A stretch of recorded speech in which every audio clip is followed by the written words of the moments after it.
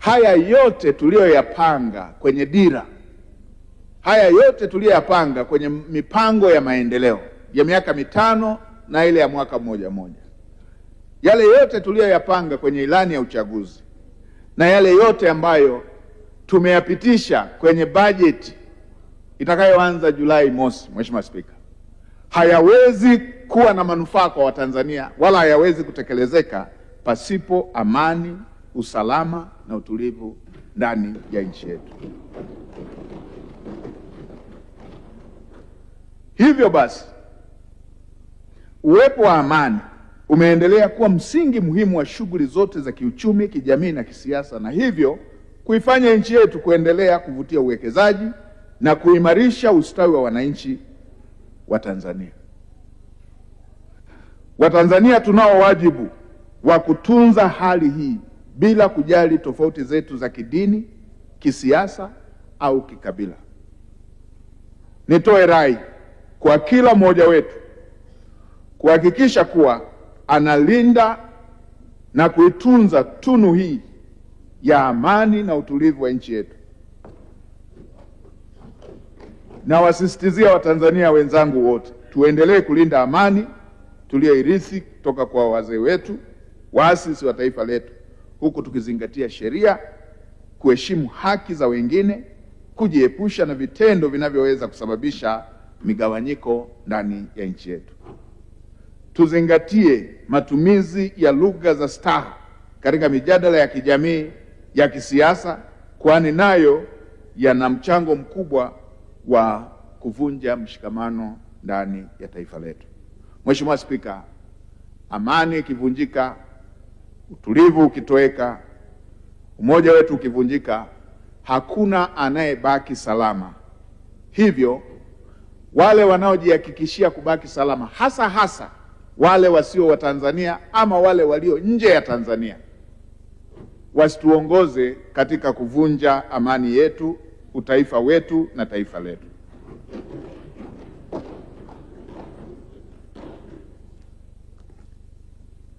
Amani, utulivu, mshikamano wa taifa hili si vitu vya kuchezewa, kwani vimejengwa kwa jasho, uzalendo, damu na hekima ya waasisi wa taifa letu. Kwa namna yeyote, na nimpongeze sana Mheshimiwa Waziri wetu wa mambo ya ndani, ametoka kutoa kauli na mwongozo ambao serikali itausimamia. Kwa namna yeyote, serikali haitaruhusu amani, utulivu na utaifa wetu uharibiwe na yeyote yule. Haya yote ni mambo ambayo wala tusidanganyane, wala hatutaruhusu yachezewe. Wala tusidanganyane. Swala la usalama, amani na umoja wa nchi yetu wala si mambo ya kujadiliwa, wala tusidanganyane, wala hatutaruhusu viharibiwe.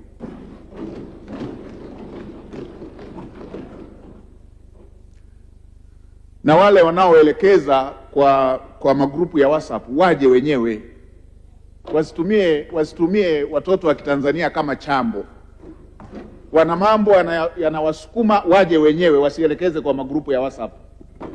Wasikae huko na kutumia simu na mitandao na magrupu ya WhatsApp kuchochea vurugu kwenye nchi yetu. Waje wenyewe.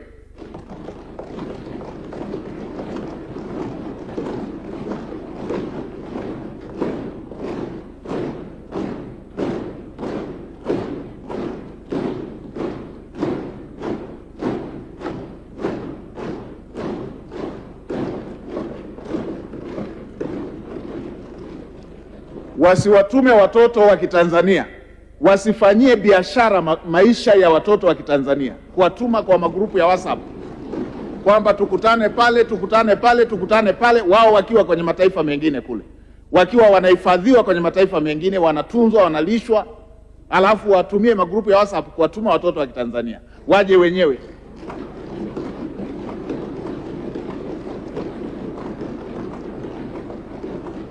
Kama nchi hatutaruhusu nchi yetu ichezewe, wala hatutaruhusu amani ya nchi yetu ichezewe na mtu yeyote.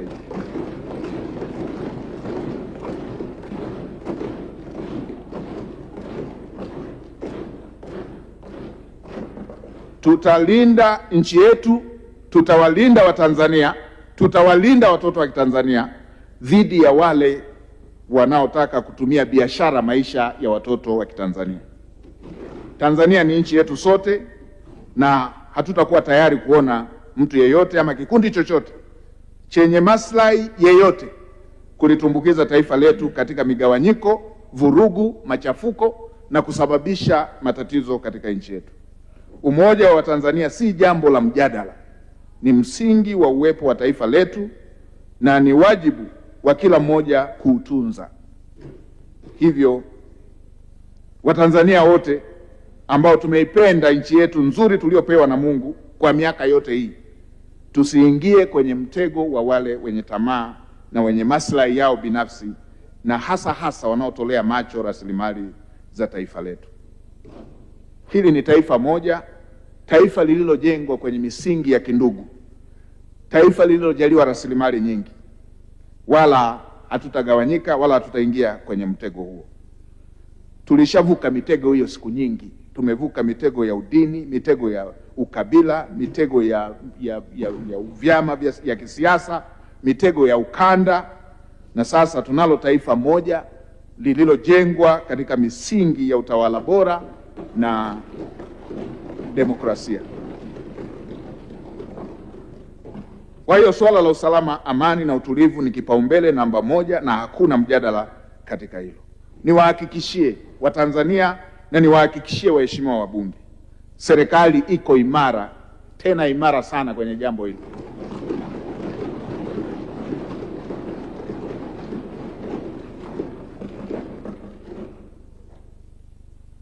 Niwasihi Watanzania wote kuheshimu misingi ya utawala bora na kuhakikisha kwamba shughuli mbalimbali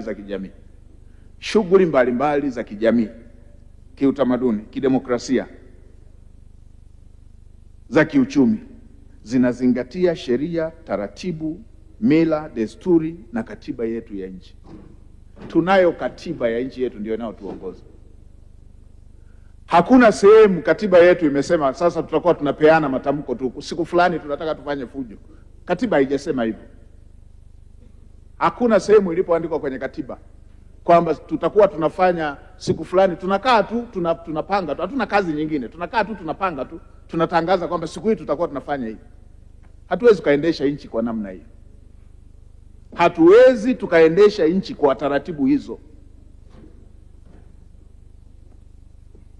kwamba watu wanakaa tu, si taifa gani huko, wanakaa tu huko, wamejifungia, wanalishwa, wanalipwa, wanatutajia tarehe tu kwamba tarehe hii tutakuwa na jambo hilo. Hatuwezi tukaendesha nchi kwa namna hiyo.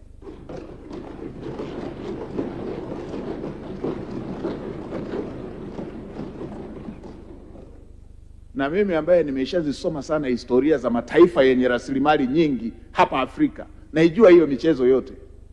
Na nafuatilia, kuna baadhi ya ofisi zinatajwa kwenye hivyo vipeperushi vinavyotajwa hizo. Tutaendelea kufuatilia. Na kila nikifuatilia wakitajwa, sijaona wakikanusha kwamba mkifanya hapa, mfanye na hapo, muende na hapo, mfanye na hapo. Naziona.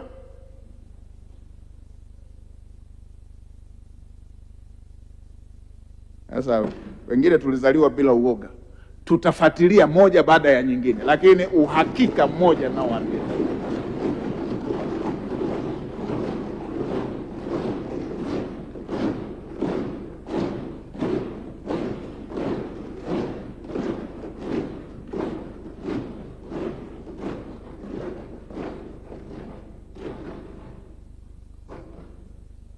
uhakika mmoja naoambia, tunafuatilia yote hayo. Tunawaambia kama au wanaoandika magrupu ya WhatsApp hayo wakiwa huko, tunawaambia wao na wanaowatuma, hatuwezi kutetereka kwenye jambo la kuilinda nchi yetu na rasilimali zake.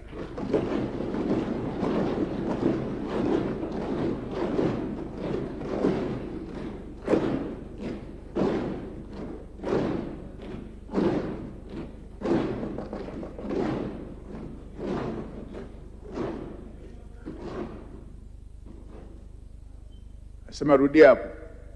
Tunawaambia wanaowatuma na wanaotumwa, hatuwezi kutetereka kwenye kuilinda nchi yetu na rasilimali zake na watu wake.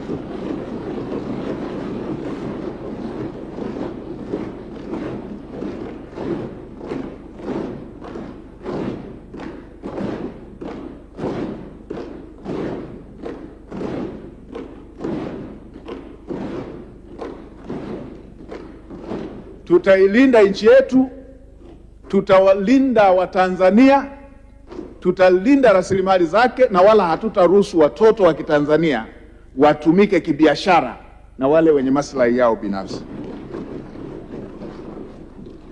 Swala la amani ya nchi yetu si jambo la mjadala, na swala la usalama wa nchi yetu si jambo la mjadala. Mheshimiwa Spika,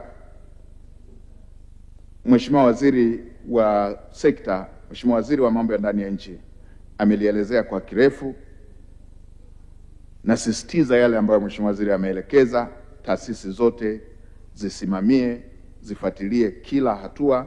Wananchi, endeleeni na shughuli zenu za kila siku. Nchi iko salama, na wala hatutaruhusu michezo iwatoe wananchi kwenye kutekeleza shughuli zao za kimaendeleo. Hatutaruhusu michezo hii iwatoe Watanzania kwenye shughuli zao za kila siku za kujiletea maendeleo. Mambo mengine ni ya kibiashara tu. Mambo mengine wanaona nchi inapiga hatua,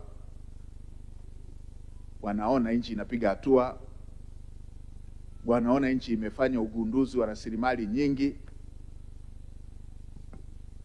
anza kuleta chokochoko hizo. Mungu alitugawia kila mtu na nchi yake.